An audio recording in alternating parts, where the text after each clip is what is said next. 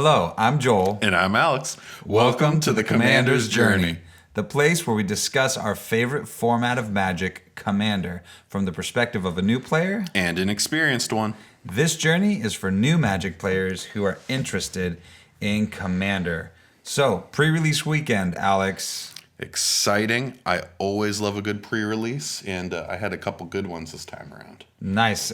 I had my first good one because this is the second time I've done pre-release because I started playing Magic during War of the Spark. I did it then, but I literally was only playing for a month. So this time I did much better. Had some good decks. Even got I was 2-2. Should have been 3-1, but I was 2-2, and I played pretty well. Well, there you go. I had one of the best sealed games I've ever had in my entire life. I did not win it, mind you. But I almost naturally milled someone out. I just refused to die, which was a very satisfying feeling. I had Erebos out, and I kept on somehow scrying into creatures consistently enough that I kept getting a creature out, chump blocking with it, and then sacrificing it with Erebos to lower the power of another creature to keep on clinging on to life. And then I'd use Altar of the Pantheon to just gain some health along with a couple other cards, just to hold on to life dearly. Just to keep the game going. I literally was at 2 life or 3 life, like dancing around there the entire game. Again, I still lost, but I got down to 2 cards left in his deck. Very happy with that game. Oh, it was fun. Yeah, I built a black and green deck, and I didn't realize it was going to work so well together. I ended up putting a lot of stuff in my graveyard. I really only had one escape creature, which I love the new escape mechanic in this set. But with a few other cards, I was able to get enough big creatures out and then use Klothys Design to have an Anthem effect and just pump everything and swing in. Another card that gave it everybody trample. It was fun because I was able to get a few wins in and just play a lot of good limited games and learn the cards, I highly recommend to any new players out there or players who generally only do Arena, there's something to be said for going to your local game store and getting a good pre-release game. There's nothing quite like it, and it's always a fun time, always. It's just I think if you're playing Arena, and I started playing this game by playing Arena, it's a lot of fun, but when you get out and just play with other people, you learn so much. It's just the fun of the game, and the new things you can learn from somebody else will really surprise you. And even if that's the only thing you do, again, I had a buddy who came out this time around too, and he's almost exclusively an Arena player, and he had a blast to the point where I think he wants to do it. And even if that's the one thing you don't play or do Arena, it's a pre-release, I think it's totally worth it. That's the highlight. And for new players, this is a Commander podcast, but it's also just for new Magic players. Yeah. It's really valuable because the community is so thriving and so good. And I remember I was playing for a month, and I was playing War of the Spark, and I came out to do a pre-release, play limited.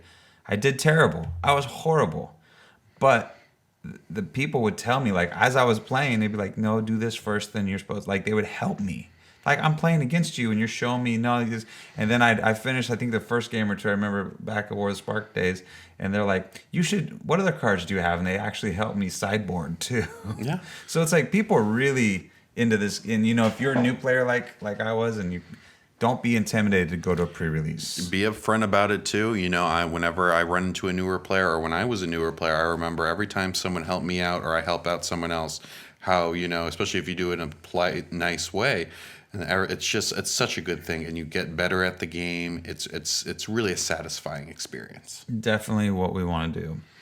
But today we, of course, want to keep this going. This whole Theros set is insane. I love this set. This has been one of my favorite sets in a long, long time. And I don't think it's just the power level. I think it is the commander focus, but there's a lot I like about this set. So many good cards. I really love the escape mechanic. And again, I'm new to Magic, but I just have this feeling that, to me, it's one of my favorite mechanics right now. I love sacrifice mechanics. I do like playing black a lot, but I think this mechanic might be better than people at first think. Yeah, there is the cost of exiling things from your graveyard to get the escape cost, but so there's some sort of handcuffs on it, but it's better than flashback because you could do it multiple times. That's exactly what I wanted to come in with, Joel. You're on exactly the same wavelength as me. That is the jump. I was going to say you really would have enjoyed playing with flashback, but you're totally right because you can continue to escape something over and over and over again. So today we want to talk about one of the awesome giants. I guess he's a Titan. Yeah, this awesome He's a Titan. Titan. I don't think that type exists in Magic is why. Yeah, so he's an Elder Giant, but we want to talk about Uro, Titan of Nature's Wrath. And we built a deck around him, play tested it a little bit, and we just want to kind of go over some of the things it can do. We kind of in this deck did a lot of different things, but you can take this in a lot of different directions. But we just want to do a deck tech today on Uro, Titan of Nature's Wrath, and I'll go ahead and read the card.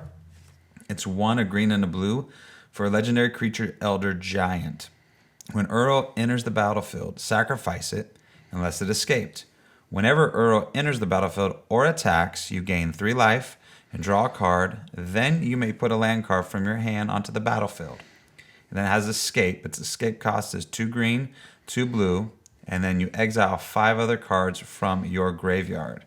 And you may cast this card from your graveyard for its escape cost. It is a 6/6. And it's just a nasty card.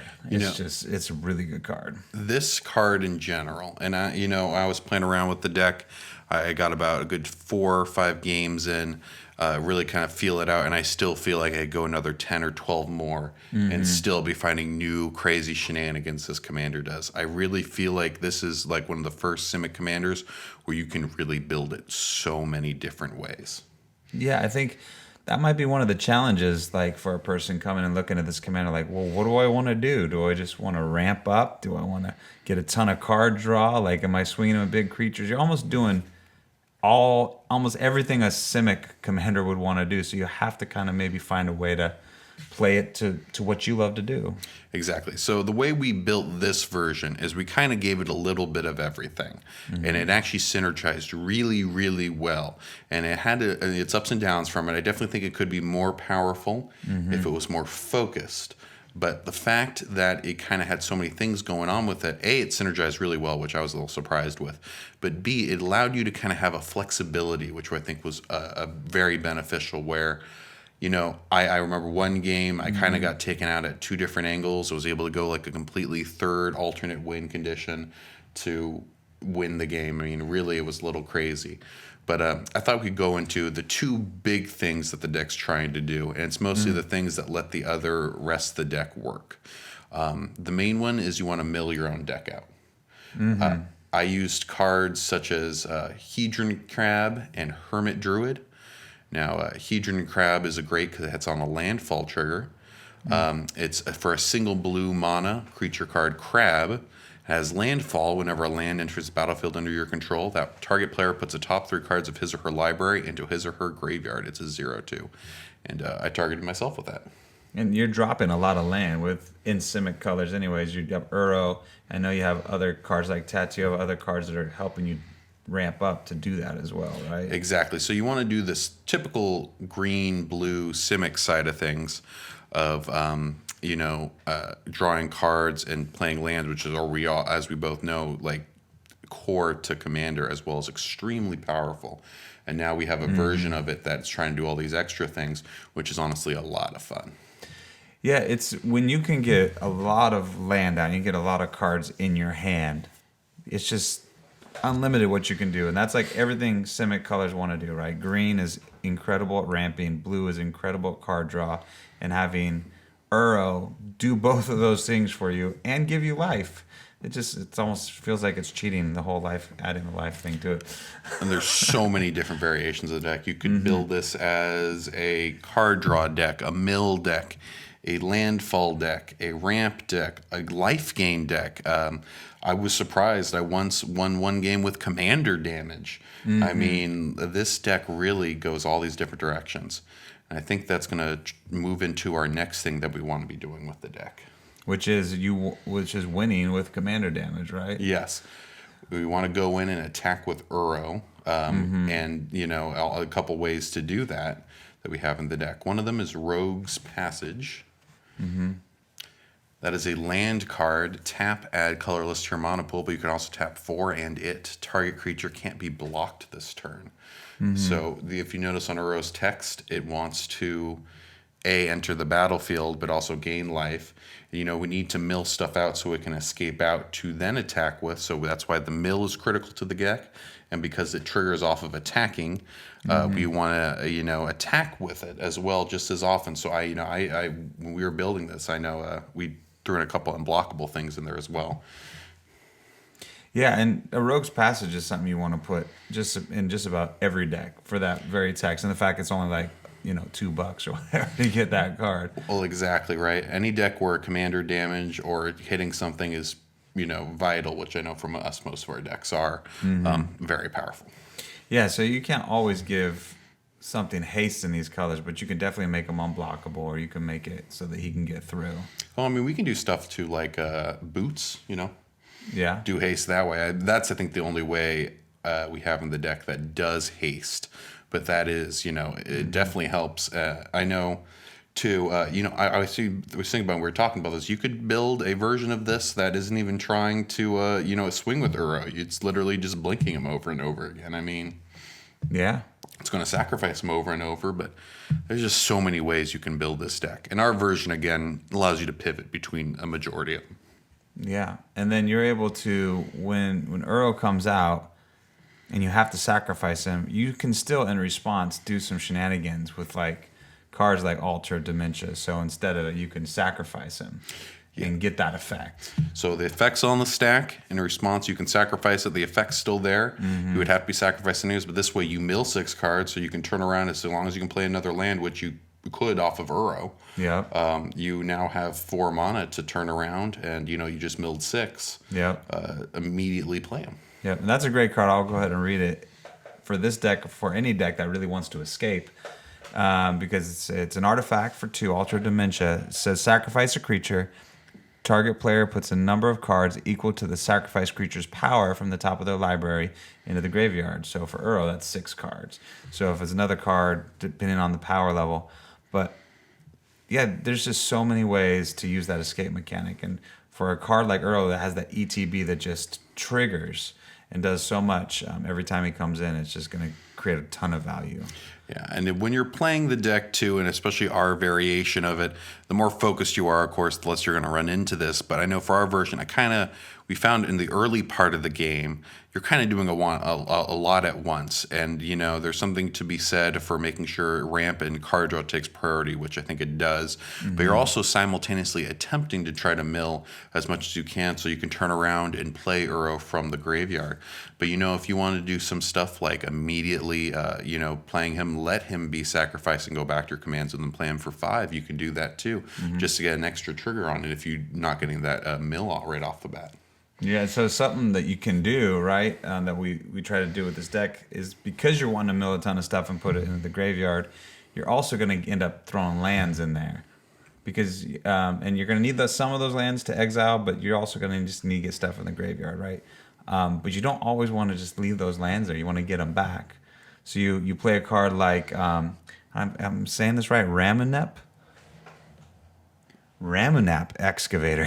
For those, Joel did a full-on, am I reading that right on the card? Well, it's a little small on the screen. I'm like, yeah, am I reading that right? Ramunap Excavator for 2 and a green. It's a creature, Naga Cleric. You may play land cards from your graveyard, and it's a 2/3.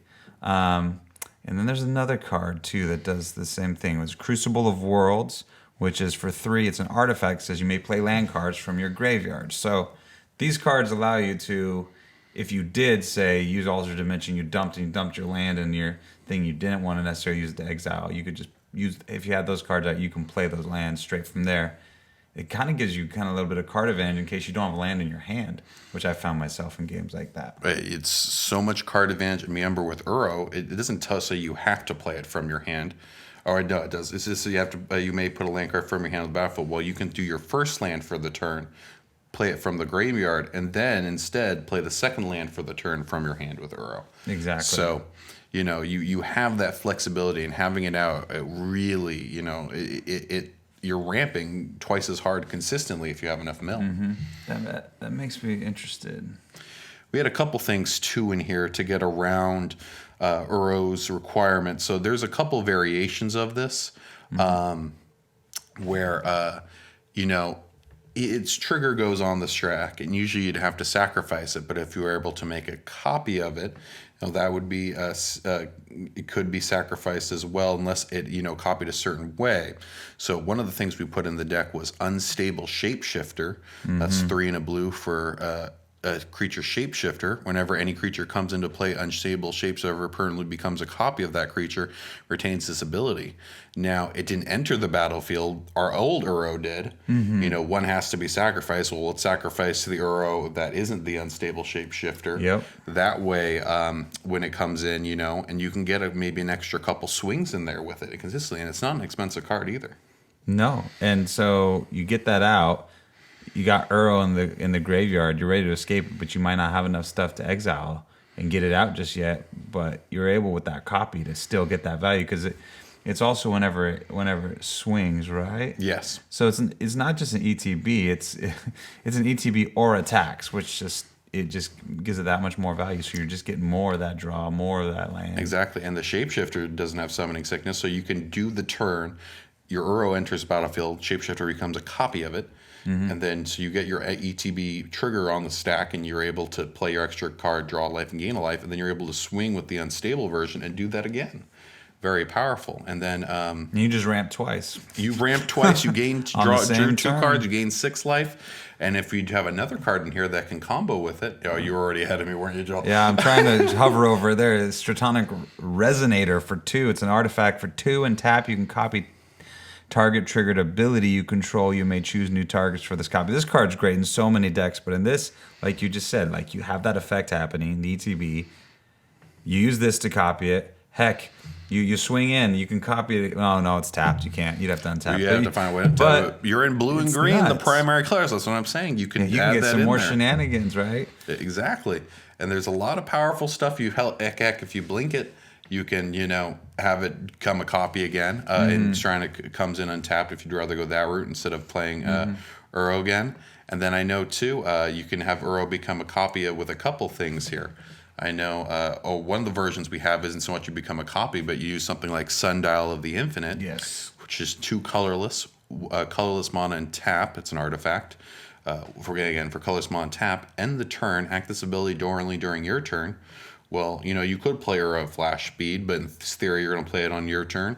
While the trigger's on the stack, you can end the turn, and then Uro's there. The rest doesn't happen. The turn end immediately, and Sundial of the Infinite, so good in this deck. Yeah, if you have that artifact out, say you have that in your opening hand, you have that out every time you want to bring him in, or any other sort of ETB effect you're trying to do in this deck in particular. Boom, end the turn. Yep. Oh wait, yeah, I don't have to sacrifice him. No, I don't feel like it. Especially if you're playing against somebody who's got a lot of graveyard hate, right? So you're talking about the flexibility of this deck, and you were playing against somebody on one of these games, and they were having a lot of graveyard hate, but you found other ways to go out. So yeah, they had graveyard hate. I forget exactly what card it was, but they were holding my graveyard a little hostage. And we have other things in the deck. Again, where our version is trying to do a little bit of everything, which again somehow synergized really well. But I know one of the cards I had in here. Because you're in green and blue. It is because I'm in green and blue. You're like in the most powerful colors in Commander, really, and probably in Magic. Period. There's just so much you can do. You can make an argument for green or black, but yes, I completely agree with you. I mean, I love black. Black's but exactly. I had a Rampaging Balos out. Which has, I'll just quickly read the card, 4 green to green, creature beast, trample. It has landfall whenever land into the battlefield under your control, make a 4/4 green beast creature token. It's a 6/6. Now, I had a few of those out because I got a couple swings with Uro, but eventually they locked down the board. I forget, they stopped my ability to swing with Uro. I was not in a safe position to really attack anymore. I was kind of stalled up, and then they were about to go off. I think they had cheated out with Dark Depths, the 2020, and then that's in play. and you're sitting there like, oh God, I'm about to get hit by a 20 next turn. I maybe have a turn or two left. I was at death's door. What I used was the Altar of Dementia to start sacrificing the Baloths, mill through the deck, and then I had Jace, which was also in the deck. Milling the new for Jace. 4, for 6. Exactly, and I used Jace and his +1 milled the last 2 cards. Then I drew a card, and then I it says when I draw a card and I have no cards in the deck, I won the game. So I won with a mill strategy. It's a couple different. I can't attack with it. I can't go in certain ways, but you're still not out of this game because we have so many different ways we can pivot to. Yeah. So with this build, I mean, that is your alternate win con. Is we have I think the Lab Maniac and then Jace, just different ways to a lot of ways to mill yourself. So if it comes to that, that's what you need to do. But it's also just it's one of the main things you want to do during the game, anyways, too. Yep. So it's like you want to mill to get this escape going, to get your commander going, so that you can keep getting value. But if it comes to it, and you got to win by milling yourself out completely, it's not completely unheard of. There's a few cards. There's another card we didn't really speak on, but I wanted to read it because it's just such a good card. It also allows you to mill, right? Yes. The Hermit Druid is 1 and a green. And for a green and tap it, you reveal cards from the top of your library until you reveal a basic land card. Put that card into your hand and put all other revealed cards into your graveyard. What's great about this is we're running only 12 or 13 basic land cards. Yeah. And if you ran even less on purpose, say you only run 4 basic land cards, 2 of each color, you're with a Hermit Druid, you can pretty much draw the majority of your deck. Or you can get real unlucky and just draw 1 card. That happens, but I think, too, the less you have in there, the more. And actually, there's a couple of variations of the deck. And in terms of trying to keep the cost something a little more affordable, and honestly, we still think we try to shoot for $250 for the budget of a deck. Yeah. And I think you could build this for around $250 if you were a little, use TCG Player or some other websites, maybe shop maybe around if you a had little a few bit. Cards. But we were looking at Card Kingdom for our card prices, and we were dancing around the $350 range, depending on the fluctuation of Uro and some of the new cards. I pulled back a little bit on the basic lands, but of course, the more you add in that are the other lands, the better the deck gets. Yeah, so we try to stick in a range where we think it's kind of it's just hard in green and blue because there's so many great cards that you want to run. You can't run this card and not have a Cyclonic Rift as one of your board wipes. Especially in green blue, you need as many board wipes as you can get your hands on, and just not playing Cyclonic Rift. I couldn't justify. I'd rather spend the $28. That's my thought. Yep.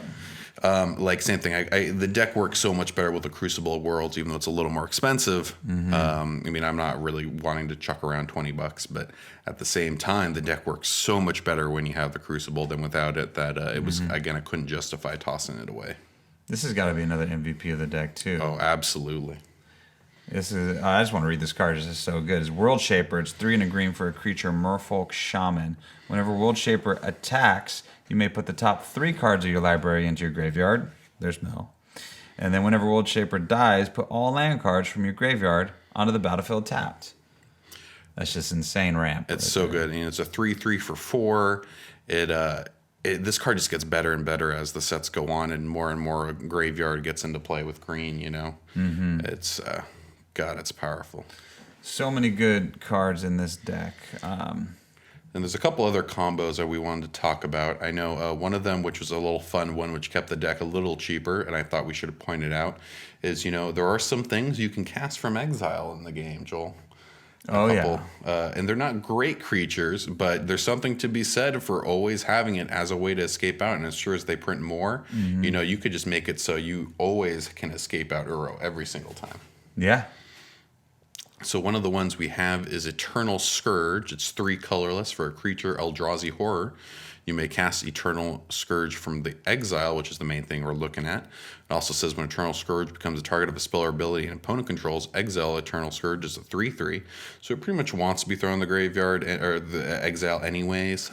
If you end up not playing it straight and you mill it into it, though, of course, you can just exile it with the escape cost on Uro, and sure enough, you can come in and throw it into exile and then play it again. Yeah, and the other one we put in here is Mist Hollow Griffin for 2 and 2 blue. It's a creature griffin with flying. You may cast Mist Hollow Griffin from exile. It's a 3/3. So I mean, these, yeah, you're wanting to exile all the time for your costs, and now these are cards you're not exiling them away. You're exiling them, but yeah, you can always play them from exile. It lets you always have a creature in your back pocket. You know, it's like being able to play, creature that says this can be played from your graveyard at any given time. These can be played from exile from any given time, which is very powerful. That's awesome. The last thing we want to talk about is a typical strategy that with graveyard decks that you run into, which is the way, you throw your lands. Usually this happens with... some of the older lands, but they've gotten very expensive, which our version has instead Evolving Wilds, Terramorphic Expanse, and Fabled Passage. Now, Fabled Passage has gone up in price, but, you can play some off-colored fetch lands, and have that, but they increase the, price of the deck too much. So our version, we just did Evolving Wilds, Fabled Passage, might honestly still be too expensive, and Terramorphic Sense, but they still are the MVPs of the deck. Yeah, because you're playing this, you're sacrificing on purpose. You're putting stuff in the graveyard that you can use for your exile cost, but you're also putting stuff in the graveyard and then having cards like Crucible of Worlds, you can play it again and get more land and play it again, and you just continually ramp. There's more fun ways I find with graveyard type of effects to ramp up. It makes it fun. It gives you other angles, and again, the fetch lands are really expensive nowadays. You have to play, especially all the off-color ones. I don't know if it's worth it. It doesn't add that much power level, but boy, do these, you definitely see them and you're like, wow, these are really powerful choices. Another thing to keep in mind when playing in Simic colors, this one do it too? Yeah. So is to make sure that you have cards in there that help you with your hand size, because you're going to draw a ton of cards. Yeah. So a card like Praetor's Council for 5, green, is a sorcery that says return all cards from your graveyard to your hand, exile Praetor's Council, and you have no maximum hand size for the rest of the game.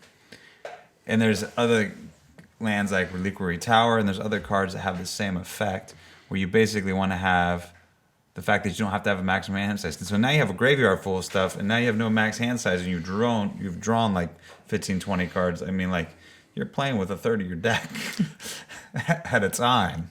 You see most of the cards in your deck, it makes it so you don't really need... I mean, I'm not the biggest fan of tutors to begin with, but this more so. You really don't need them the same way you do in other decks, because you see most of your deck every single game anyways. Exactly. Yeah, this is another really good card right here, too. How come I can't find it? Right up there? Right up there. Thank you. So this card right here, the Minion of Dominaria, it's 3, a green and a green, and it's a enchantment saga. So it's got the 3 effects. So the first one is put the top 2 cards of your library into your graveyard. Then you may return a creature card from your graveyard to your hand. And then the second time it comes around, you do that again. And then the third one, that's really where the power is. It says return all land cards from your graveyard to the battlefield, then shuffle your graveyard into your library. This is another way to get all those same lands, Fabled Passage, Terramorphic Expanse, everything you threw away, right back to the battlefield. And it's one of those things, too. Uro, they want you to have lands in your hand. You want to have lands on the battlefield, of course, and you want to have lands in the graveyard with all our recursion. I mean, we can have lands everywhere, and yet they're totally within reach of the deck. Yeah, you can get to them at any time. I think that's what makes graveyard play so much fun in Commander, is because you just have such card advantage over anybody else at the table. And that's probably why they're printing up more graveyard hate these days, because it's just, plus this escape effect. So when you play against somebody that's using their graveyard all the time, they just have so many options, so many choices during the game. I think we're going to see a lot more graveyard hate in the future. I know I'm keep on tossing a little bit more into each of my decks nowadays. I used to, maybe every other deck would have one in it. That's probably was a little too low. I'm trying to correct that now. And as I'm correcting it, I'm noticing maybe I want a little more than that, and definitely more ones with flexibility, like the new Lantern. From Skullscar Lantern, I believe it's called. I'm not sure, but from that's the Theros. artifact, right? Yes, that's an uncommon, and that's an alternative to Relic of Progenitus that I think is on the same power level. I almost put that into our top 5 cards from the set. I was really on the fence about it. Yeah, it's a great card because a lot of the graveyard hate that I'm thinking about is mostly in black, and I don't know if there's a lot of other colors that maybe green, but I mean, having an artifact that does it allows you, no matter what you're playing, if you know you're playing against somebody in your meta that uses the graveyard a lot, is a great effect. It's usually in black, and it's actually in white an okay amount too. White usually bars you from using it, though. They have some that exile it too, but it's a little more of the you just aren't allowed to do it kind of thing. And this deck, you can pivot this deck. Like you can move and be, like you said at the beginning of this, like very specific about what you want to do, right? So if you really love landfall and you just want to build an Uro landfall deck, there you go, right? You want to build an Uro recursion deck, and all you want to do is play from the graveyard. You don't want to worry about the whole mill thing, except for using the graveyard. If you want to just do tokens, like you just so many or +1/+1 counters. There's a ton of support in these Simic colors for all those different strategies. I think that's really the appeal. I know Uro is, I think, I'm not 100% sure if it's going to become the most popular commander, but I definitely know it's going to be in the top 3 from the set. There's just too much you can do with it, and it's so fun to play. I mean, our version, I got a little bit of everything, which I think was part of the appeal for me. But I definitely think if you're one of those people that want to be a little more tuned, a little more focused, I still think you'll find all these unintended synergies with just normal things you want to be doing in Commander anyways that just get so powerful with this Commander. You know, the one downside I can see, especially for a newer player like myself, is kind of what I'm facing now with the Yark deck I built. I built a Yark deck several months ago when it came out, and it's like it just does too much. I don't know what I want to do with it. So it's like that could be the effect too. If you don't really know exactly how you want to play it, like that could be the downfall. If you're like, well, it just Earl does everything, that's awesome, but you got to make sure that how you're building it is the way you want to play it too, and have fun with it, enjoy it. I think we should do an episode on this right now. I mean, maybe not for a couple of weeks, but I definitely think we should do this because that is a whole topic in itself, and I think that is fantastic. Yeah, it's because I think I built maybe too many commander decks. I'm like, that card's awesome, that card's powerful, let me just build it. But like, don't build it unless you know, like, this is what I want to do. Like I landfall is my thing. I have all these landfall cards, and that's what I want to do. I want to crush people with landfall and just kind of have a direction. So this deck is super powerful. If you want just a powerhouse deck where you have so many options during a game to control the game, to control your hand, to mill yourself, to swing in with commander damage, you know, this is the way to go. But like, knowing how you want to play is important. And I was surprised with how often we won with commander damage with this deck, playing it. But the main thing I want to say too, to that point, was the version that we built is a little more jack of all trades, so it makes it less powerful. It is a little bit of doing everything, but it makes it so it's not super powerful in one thing. Yes, we can move in a direction. It allows us to be flexible and stay in the game, which is the most appealing part to me. But it's one of those things that and it's not winning outright, but there is a version. Actually, there's a couple versions of this deck where I'm sure that you could make extremely powerful. That's just unfun to play against.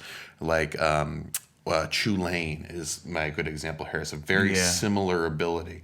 That one doesn't even gain life, but it has a similar effect. And there is a couple versions of Chulane that are a little more CEDH-ish, a little more power level wise, that makes it frustrating to play against, and you can definitely do that with Uro.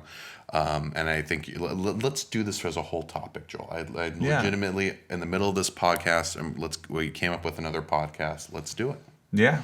So I got a lot more to say about that. Oh, for sure. And I think it's important for newer players. But yeah, and another note I will make is, like, in our play group, in our meta, the way we don't play a lot of like high combo-y decks, and we don't play a lot of like tutors to go find those key combo pieces. We really like to just play really fun decks. So our power level probably sits like we say more around a 7. 7. Rather than like an 8 or a 9. I heard the version lately where, there's a certain things. I know when the Command Zone broke it down, I saw that episode where they talked about, how synergize is it, how combo is it, in terms of the power level. I think a more accurate designator is how the professor discussed it. And I forget his guest for that podcast that day. The Untitled MTG podcast. I don't think I heard that one. I'll show it to you when we're done with this. But they were talking about maybe a more accurate answer for the power level is if you get left alone in your commander game. So if you don't get, encumbered at all or slowed down, what turn will you start taking out players or winning on if you're comboing out? If you win on turn 1 or 2, we're talking more of a CEDH deck at like a 9 or a 10, 3 or 4, maybe in the 8 range, 5 and 6, or into 7 and 6, 7, and that kind of thing is seeing when you start taking out players, how powerful the deck is. There you go. Yeah, so depending on all those different variables, we kind of give you direction on how you want to build Uro. And this one right here won't set you at a CEDH level at all. No, for sure. Our version, I would say, based on that, is more like a 6 in terms of how the professor put power levels at. But if you look at a 7 on the power level scale, like in terms of how the Command Zone put it, that's where I'd put this deck with the Command Zone version. Because what is true, and what I liked about it, was there's, even if you're not going to win very fast with the deck, you're always in the game with it. There's never a point where there's so much synergy. There's not a point where you're not, you can go one direction again, immediately pivot to another one. That one's not working out. Maybe pivot a third or fourth way or back to the first one. You're always kind of in the game. You're never sitting there going, well, I'm out till someone takes care of such and such. Or, this deck is definitely more of the I'm in it, guys. I'm here. I will always be an active player, and even if it doesn't look like I'm intimidating right at the moment, I got something cooking here that's going to be powerful. I think that's what's great about ramping and card draw, especially card draw. Like, you just feel like you're always got gasoline. You're always making plays. You're always doing something. Even if you feel like you might be out or going out, you're still in it, like you said. Gotcha. Well, okay, guys. That was our Uro deck tech. You can find the full version. We'll drop it on our Patreon. And it's for free, just available. Just take a look-see. We'll have the full link to it with our spreadsheet that we made.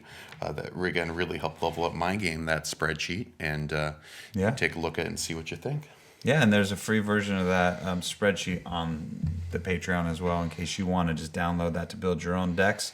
Thank you for listening. We really appreciate it. On your way out, give us a thumbs up, give us a like, make a comment, let us know how we're doing. We really appreciate it. Yeah, subscribe to the podcast if you're a first-time listener, and if you're an already subscribed listener, I hope you enjoy this episode. All right, thank you. See you.